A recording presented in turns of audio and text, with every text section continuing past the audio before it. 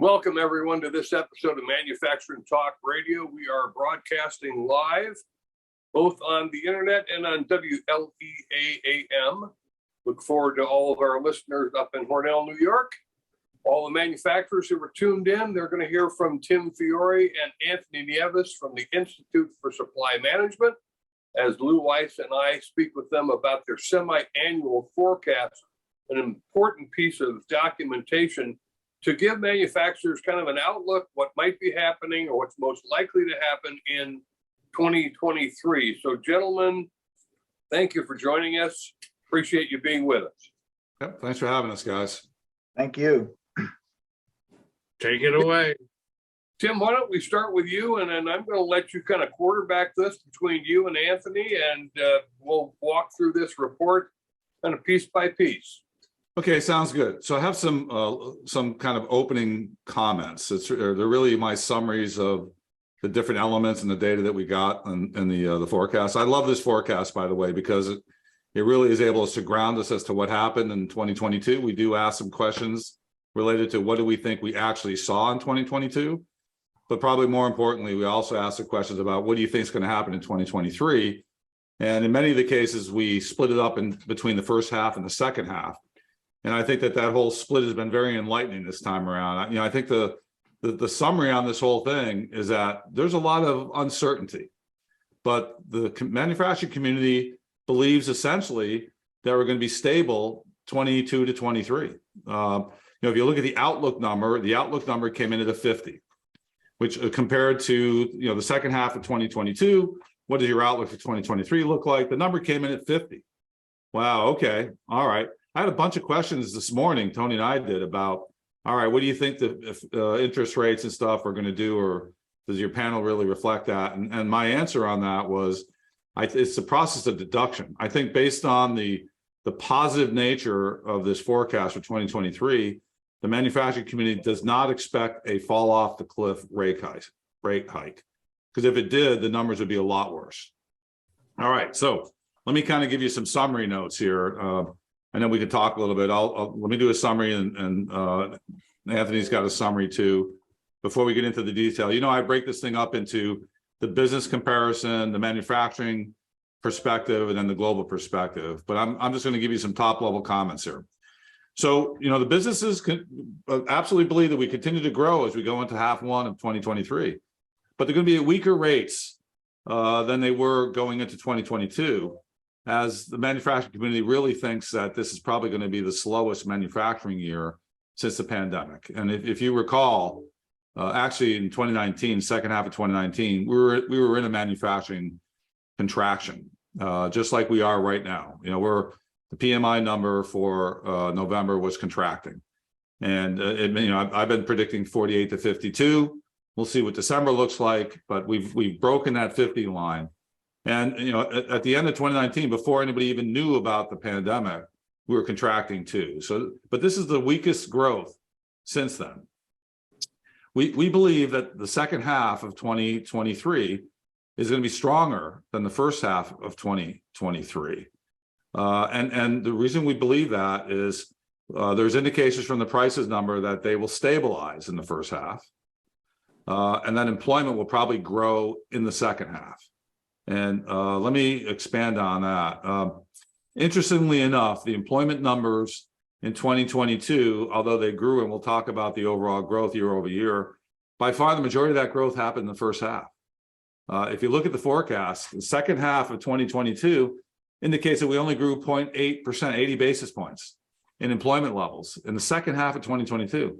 And I think for the full year, I think the number was 2.8 or something. We'll get into the detail, but it really supports the fact that we've been saying now for about 4 months that companies are starting to freeze and attrit their hiring. And then in the month of November, we had a clear indication that more companies are starting layoffs, as 14% of the employment comments were around layoffs. And that was up from 4% the prior month and 2% the month before that. So this kind of indicates that whole employment, labor, hiring is going to continue to be slow in the first half of next year, because the number for employment for 2023 is pretty strong at the end of 2023. So, okay, enough of that.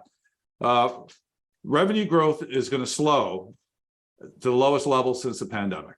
So we're going to come in at 5.5% for 2023. That's a prediction, but that is the lowest number since the end of 2020. So, okay, but still, that's a good number.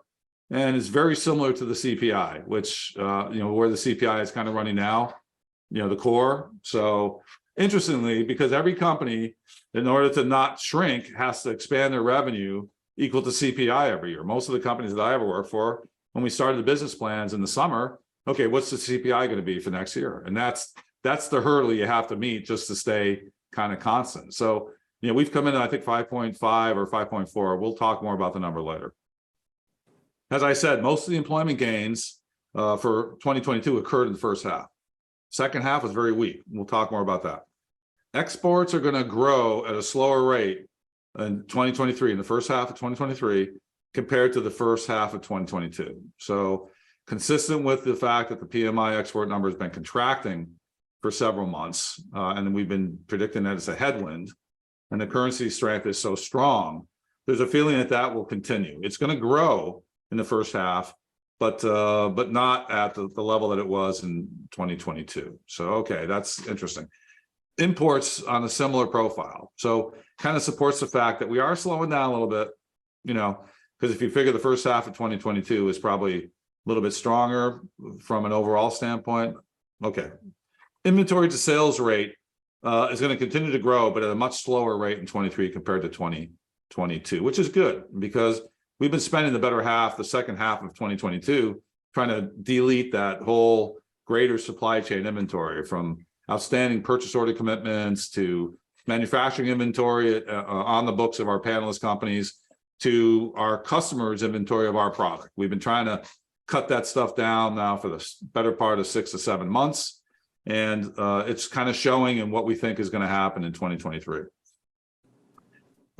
Supply chain issues will continue to resolve in 2023 with the largest gains made at the end of 2023. So it's as we've been saying in the PMI, it's no longer really a significant issue. Supply chain is not the primary reason for output contraction or weak production growth.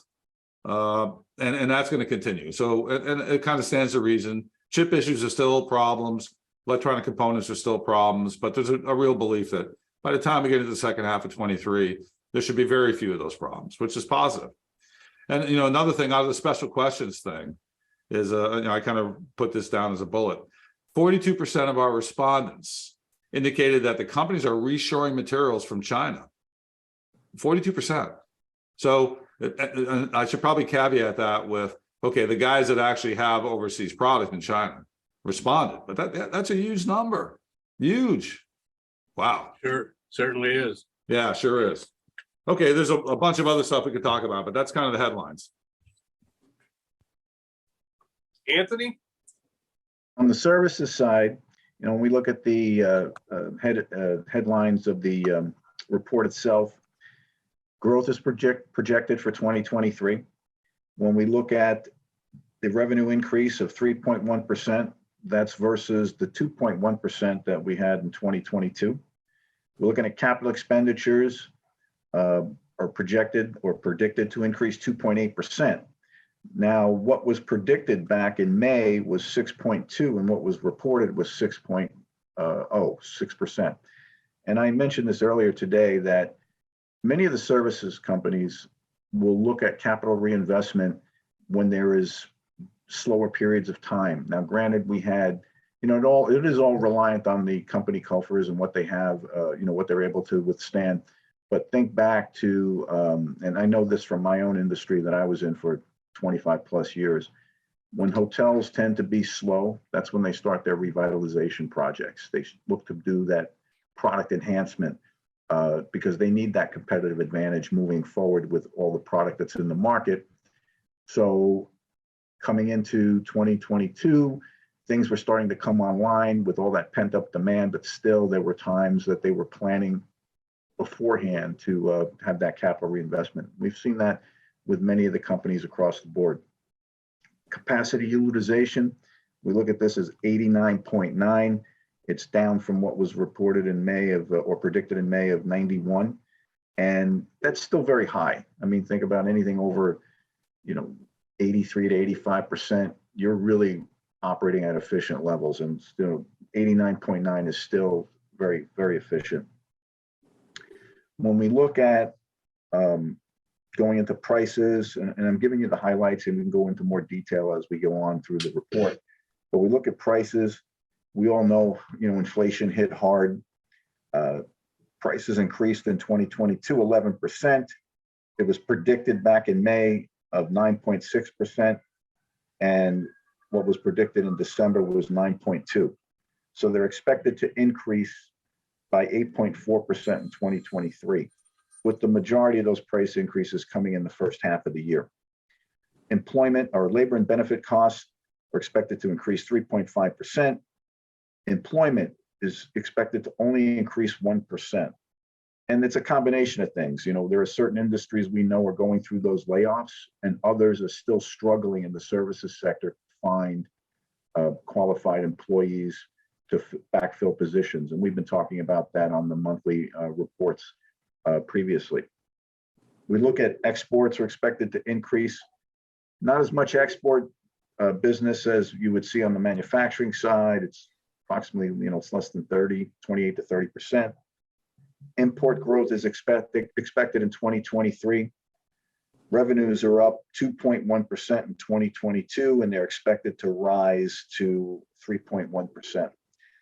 The outlook overall for this sector is that not as strong as what we've had in 2022, but still positive. And with, the first half of 2023 being decent, and there's still a lot of uncertainty and confusion from our respondents as it relates to, what is all of 2023 going to look like?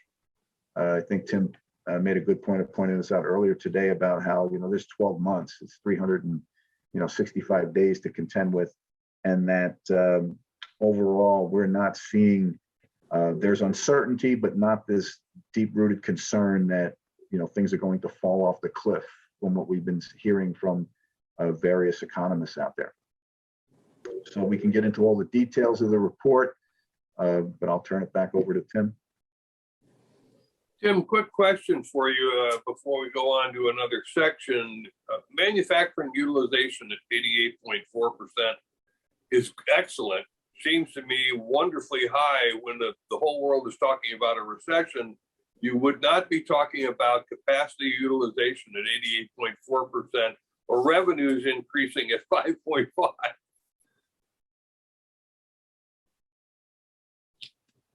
You're on mute.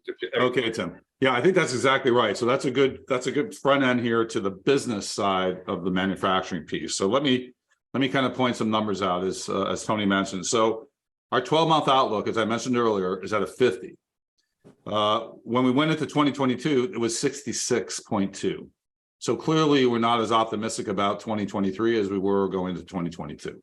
There was a whole different environment, right? Supply chain problems, price growth going like crazy, trying to hire people.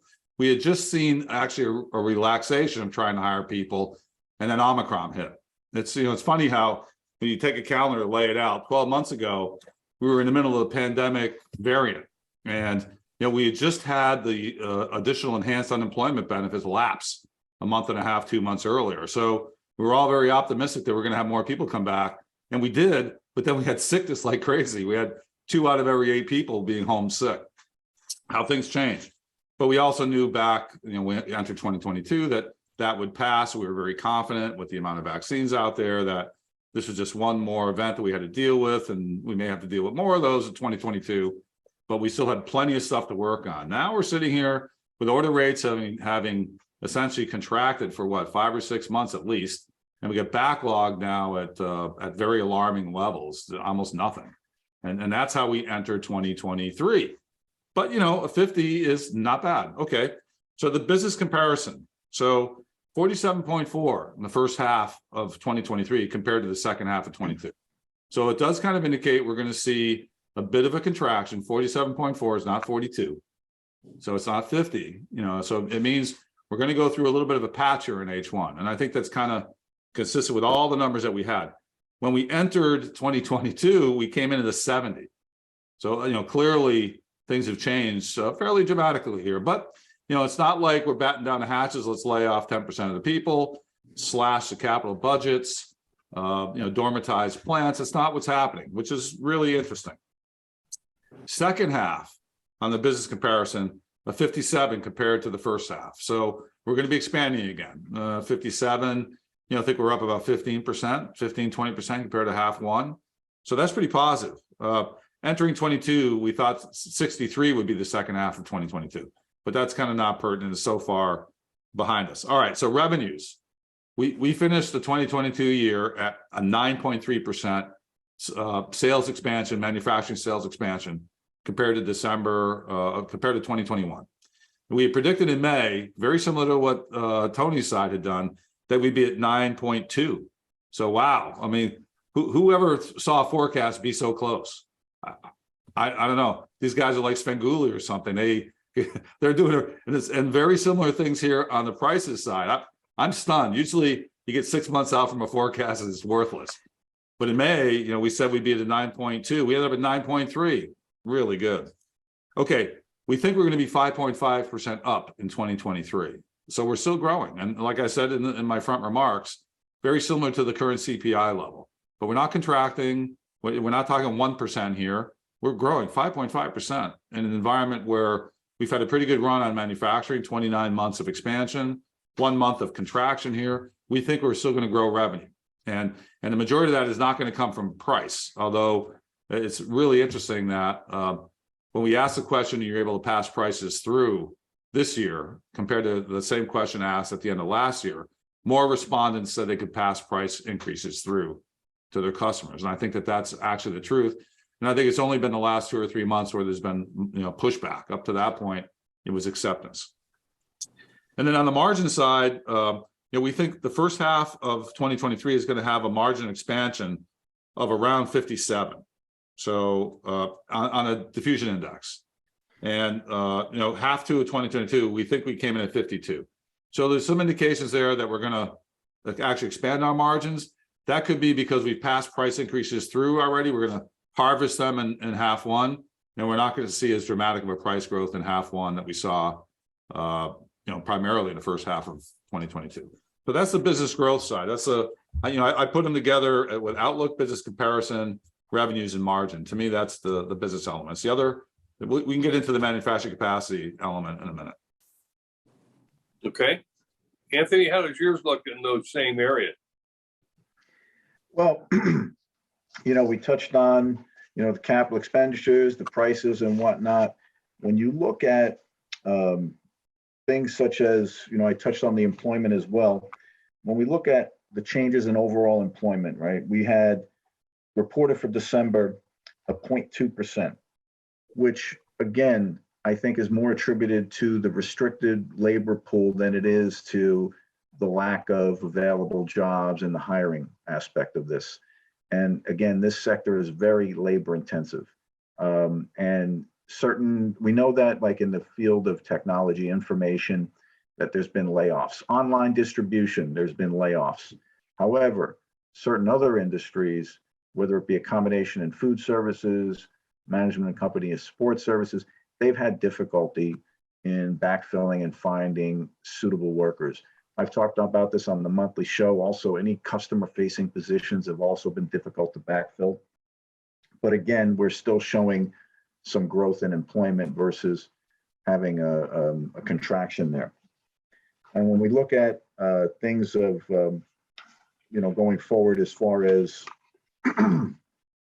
business revenues and the services side, when we look at service revenues from 2022 versus 2021, we had back in May of 2022 was predicted 4.9%. What was reported is 2.1%. So there's been a little bit of fall off. And we know that just from all the pent up demand that we had, that the first half of 2022 was definitely, was like the floodgates were opened up. And things were, coming back from not just closures, but even when they opened, there was still limited capacity as to what was going on.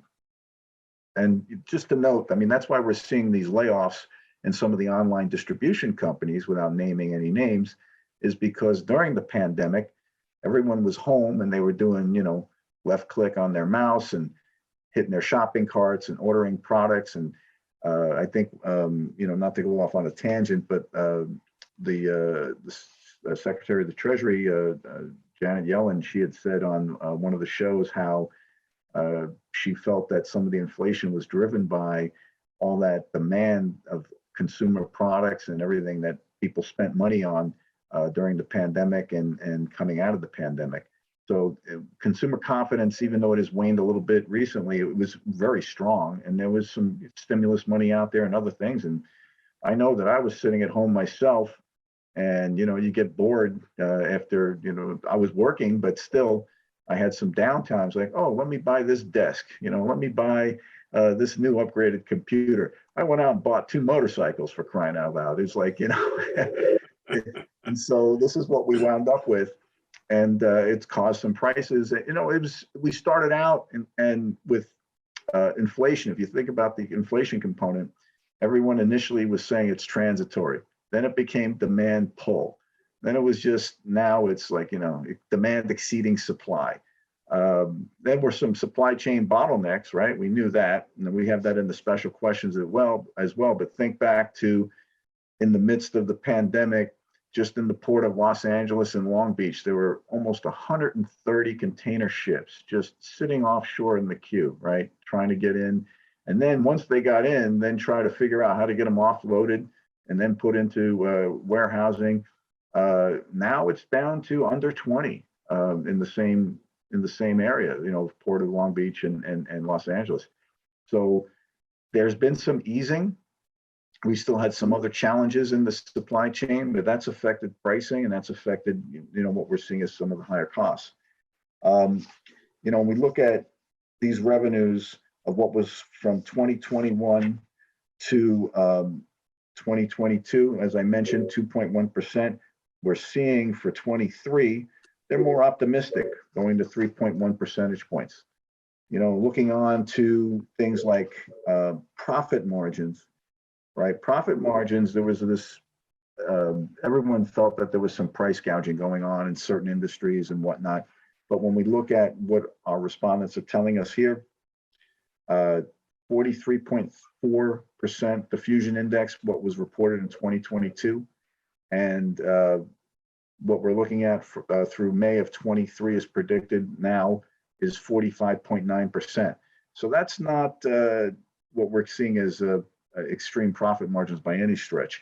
We're looking at 21% for both what was reported and what's predicted, are saying it's going to be better year over year. And worse, it's 34% versus 30%.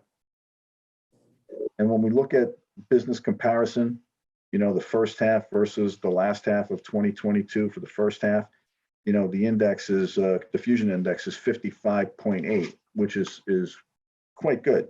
I mean, that's better than I would have expected.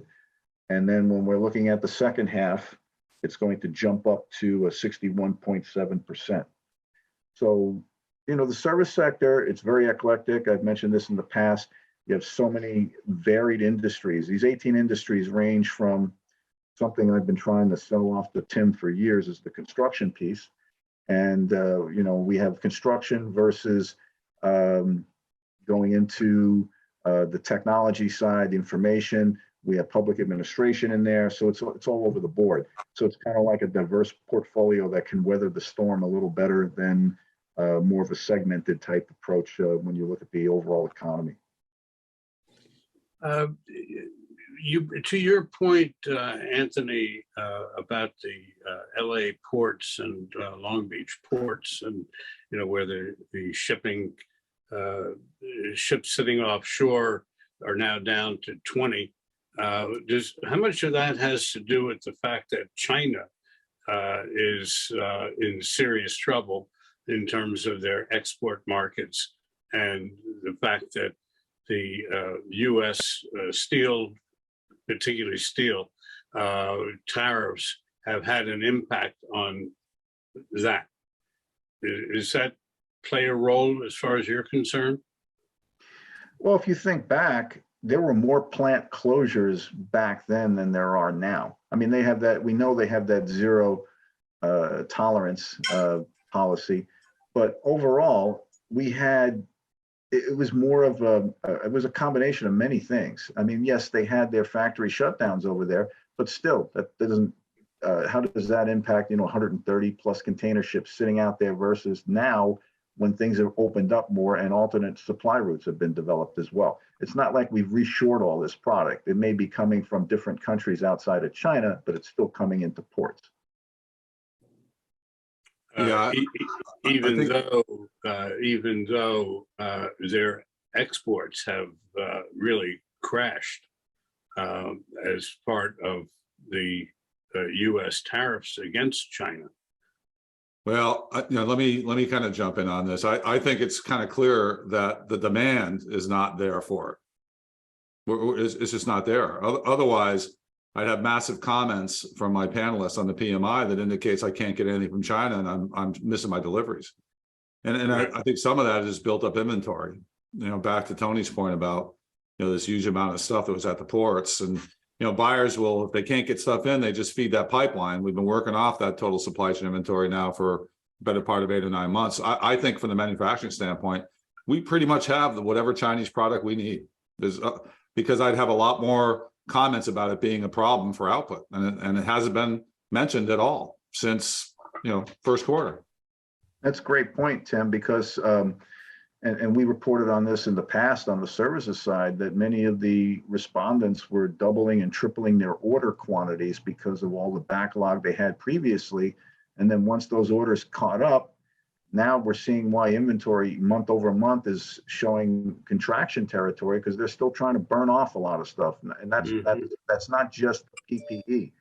The challenge we're seeing is that there has been certain line item commodities that are in short supply, but others there's not a challenge with the replenishment of it, since they had those built up inventories. Yes, Tim, you mentioned early in the show that 42% of your respondents are involved in reshoring, and that certainly is going to shift the needle in China, because that's where a lot of that was done. Going forward in this report, what's next that we should delve into? Okay, so let me catch up with Tony here on the manufacturing activity. So back to your comment here, Tim. 88.4% operating rate on manufacturing. Now I've been tracking this thing myself since December of 2016. So I got 6 years of this. In December of 2021, we were operating at a slightly higher rate. May of 2021 too. No, December 21. Outside of that, I mean, we crashed at 75.9 in May of 2020. So if you go back all the way to December of 16, this is like number 1, number 2 high number, which is pretty incredible. I mean, we're operating at pretty high levels, which is, and it's kind of consistent since we were able to burn down backlog, although you got the offset there of not having a lot of orders coming in. So production capacity, we think that we're going to be up 5.3% in 2023. And we think we went up 6.7% in 2022. So those are some pretty strong growth numbers. So if you're trying to grow consistent with CPI, call it 5. Actually, in 2022, we actually expanded our capacity, plant, equipment, and people by 6.7% more.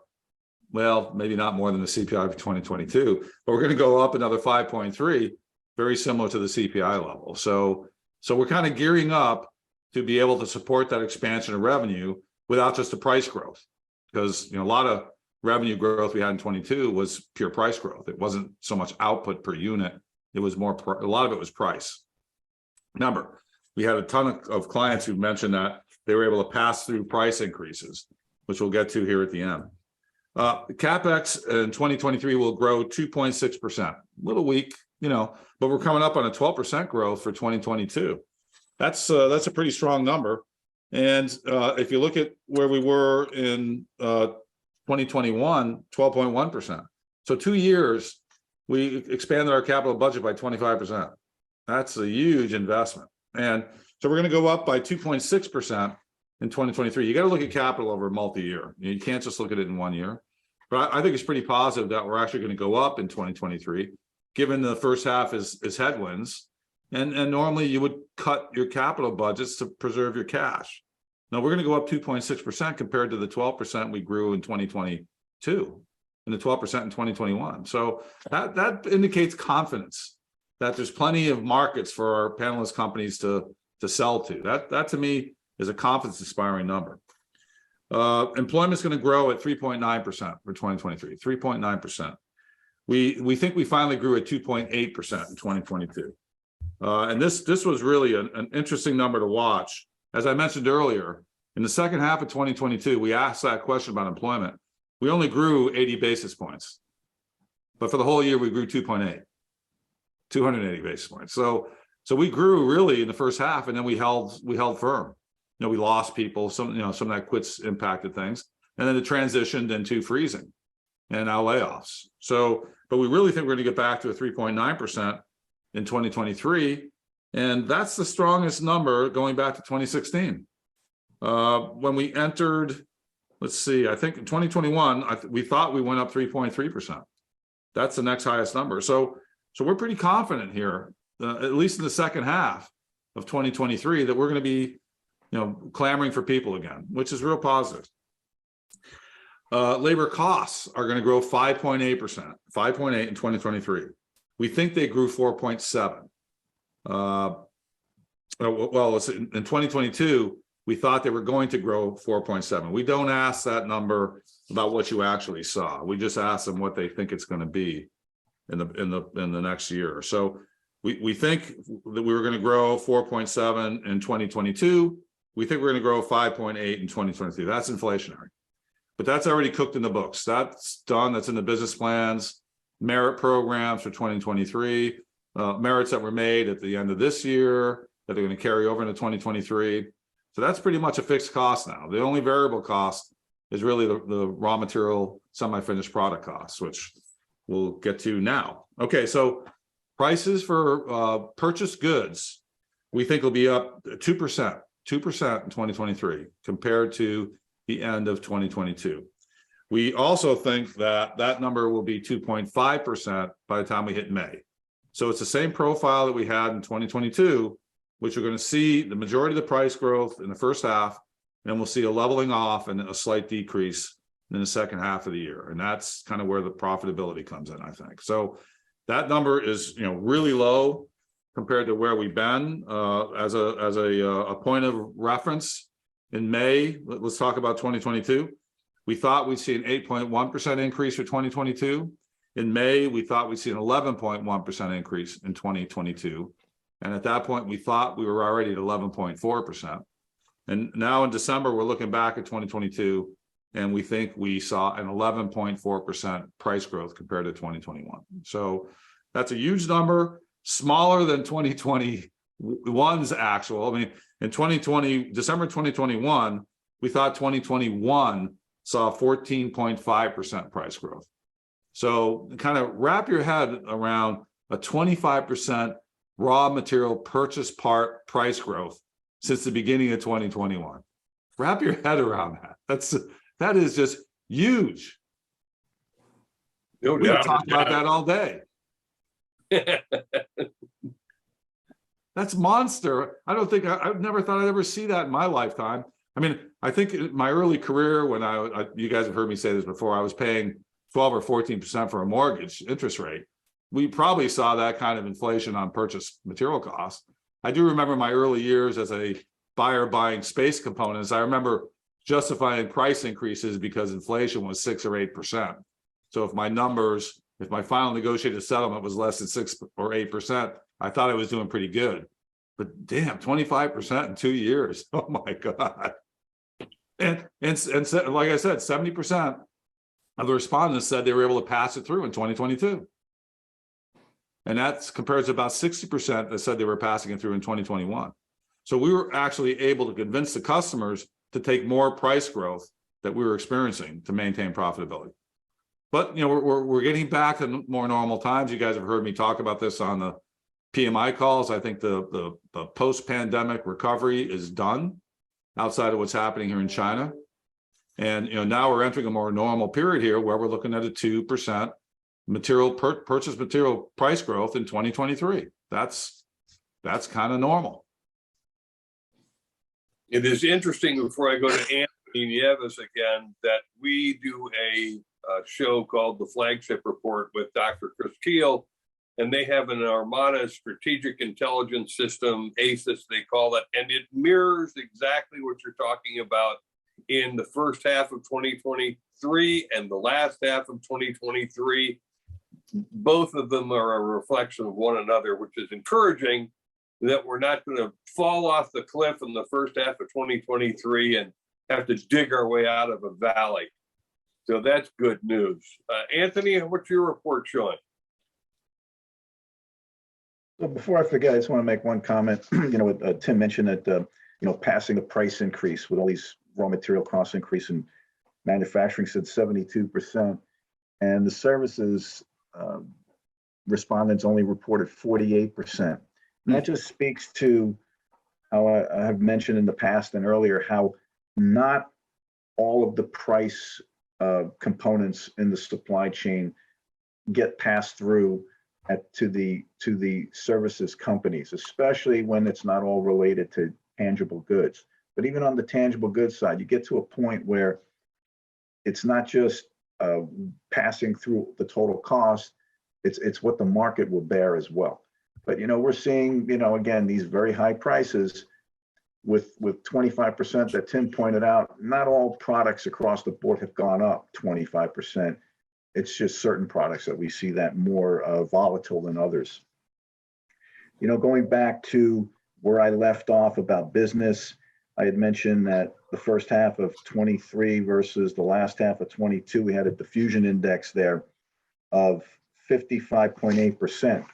And then when you look at it of the second half of 23 versus the first half of 23, it's now the diffusion index goes up to 61.7%.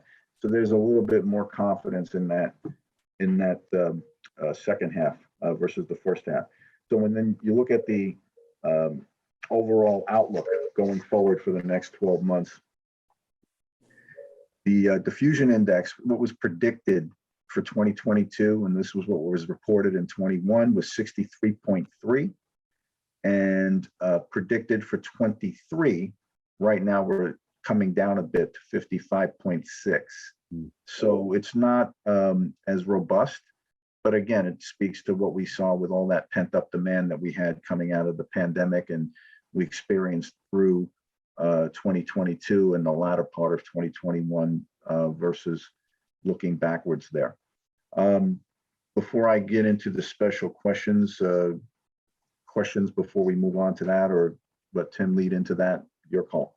Well, I think that Europe should be very jealous of us in view of where their economic situation is now, and the war and their inflation, which I think Britain, their inflation rate is 11 point something.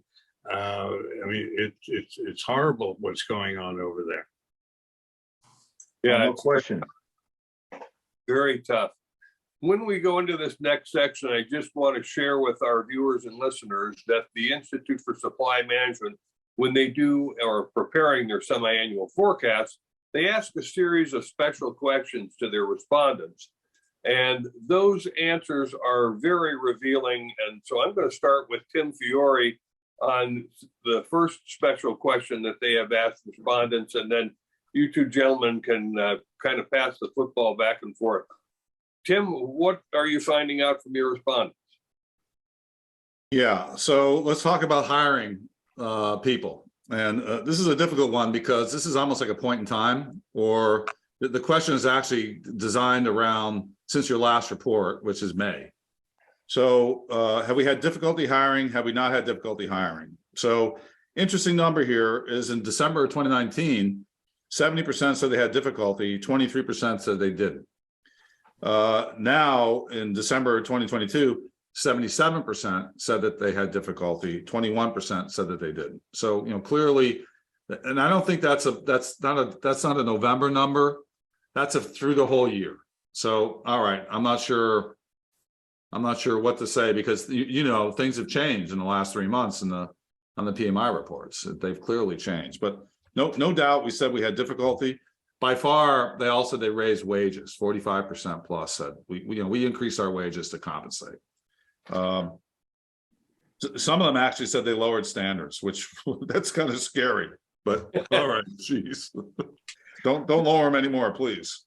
Yeah, don't buy that car. Yeah, I know it. But but the bigger story in hiring is really on the services side. I mean, that's where 95% of the hiring actually happens, and that's where the big battles have been taking place, I think. So, Anthony, what are your respondents saying? Well, just as what you see on the manufacturing side, when you look at the table, what was reported about, as far as difficulty in hiring, it was 69.4% back in 2019. We didn't measure it in 20 for obvious reasons with the pandemic, but looking at what was reported in December of 21, jumped up to 81%. I mean, that it was, same as what you saw on the manufacturing side. But then when you look at it for what was reported in December this month, 84%. So it went from 81 to 84%. And, how did they deal with these difficulties? 51% raised wages. You see that so often. I can't tell you how often I've seen the personnel change just in thinking about when you dine out in a restaurant, right? The bartenders, the servers, they will jump from one job to the next just because people are paying more. And there's such a lack of workers in some of those areas. And granted, think about all the closures that happened with restaurants, and still they're scrambling for workers. And I've said this on the monthly show in the past, that some of these more tedious, labor-intensive jobs, people have switched careers. They've gone into other areas because the demand was such for labor that they were able to command a higher wage. And that's what's reflected here when, in this special question, 51% said we raise wages or other forms of monetary compensation. And when you look at we weren't able to hire as many workers as they would have liked, that's 32%.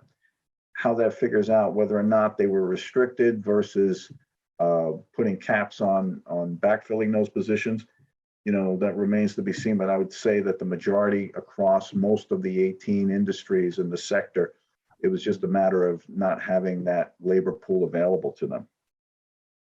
So, and when you look at, the hiring difficulties, and 48% said they didn't have hiring difficulties. I mean, that's hard pressed to believe that. And when you ask, and I'll leave it. I'll turn it back over to Tim for the rest of the special questions. And before we move on, I just want to remind our listeners and viewers that this report is available at ismworld.org. If we don't get through everything, because it's quite voluminous, you can get through everything at ismworld.org. Mr. Fiore, what's next up? How are we doing for time? We've got about 7-8 minutes. We're in good Okay, shape. good. Okay, so let's talk about topic number 4, supply chain issues. I think this is really revealing too. So in December of 2021, we thought the first half of 2022, 48% said that their suppliers are going to deliver worse. 48%. That's where, we're in the peak of it all, right? Now we're saying that for half 2 of 2023, only 5% are going to deliver worse. That's a really clear shift. And let's go the other side, the positive side, same or better. So in December 2021, 12 months ago, we said that 52% of our suppliers would be delivering at the same or better rates than where they were in December 2021. Now it's 95%. So like I said, the supply chain issues are pretty much gone as the primary issue. Matter of fact, when I listen to the business news, I don't hear supply chain so much. I feel like I'm getting left out. But please, it's one of like those overused terms. Right. Okay, so let's also try to talk about the price pass-through, because I think that's very important for the profitable dynamics here in 2023. So we've asked the question now twice in the last 12 months. In December 21, 64% said that they were passing price increases through. Now 72%. That's an 8-point climb. That's pretty significant. But again, I think that that's more indicative of in 2022. That may not be what's happening in November, December. Anthony, how does it look on the services side? Well, when you look at, when we asked the question, do you anticipate supply chain problems first quarter versus second quarter? And looking down at the table, and what was predicted in 21 was for the first quarter was 30.6%. Then it jumped to 43.7 for the second quarter. And now what we're seeing predicted for Q1, 59.9% to 61.6%. So it's an interesting dynamic when you look at it overall, very similar to what you're seeing on the manufacturing side.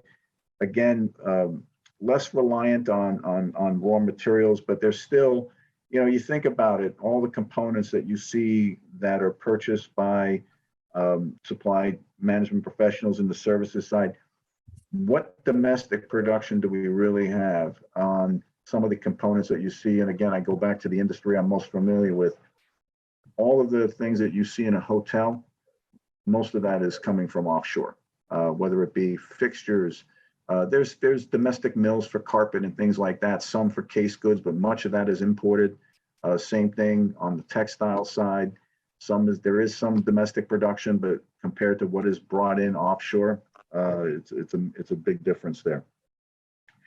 So as far as looking at the question about ability to pass price increases to the customer, 48% said yes, 52% no. So that's a different kind of split than what you're seeing on the manufacturing side. And again, not as much in tangible goods. You see the tangible goods, of course, in the retail and some of the wholesale distribution, but this is mostly services cost, which you have a little more leeway than you do when it's tied to an actual commodity.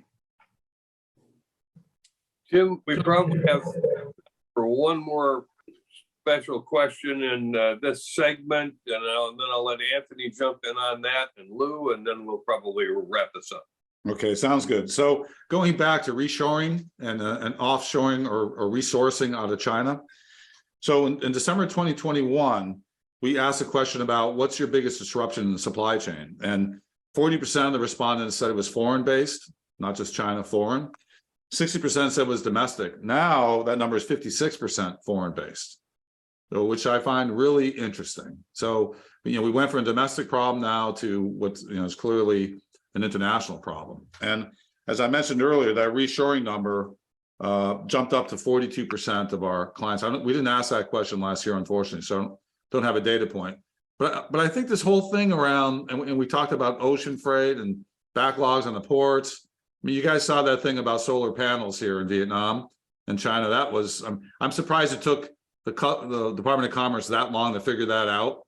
I mean, the whole transshipment thing has been kind of known for a while, and the solar panel activity coming out of China just found its way through Vietnam, and the whole issue there is that it's going to stop a bunch of green projects in the U.S. if they really put the tariffs on the solar panels that they should.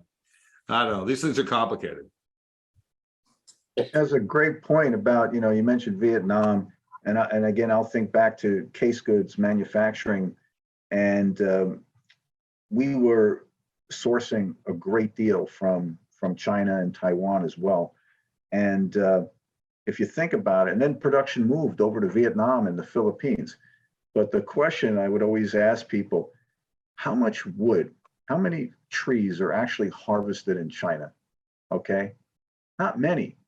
Think about it. The wood is shipped into there, and it's the production, the manufacturing process is done there, but it's not like they're sourcing the wood. There's not a whole lot of forest over there in China, so, and then many of their production facilities are in Shanghai and other areas, and you look and all you see is straight flat land. There's no trees. So where is it coming from, right?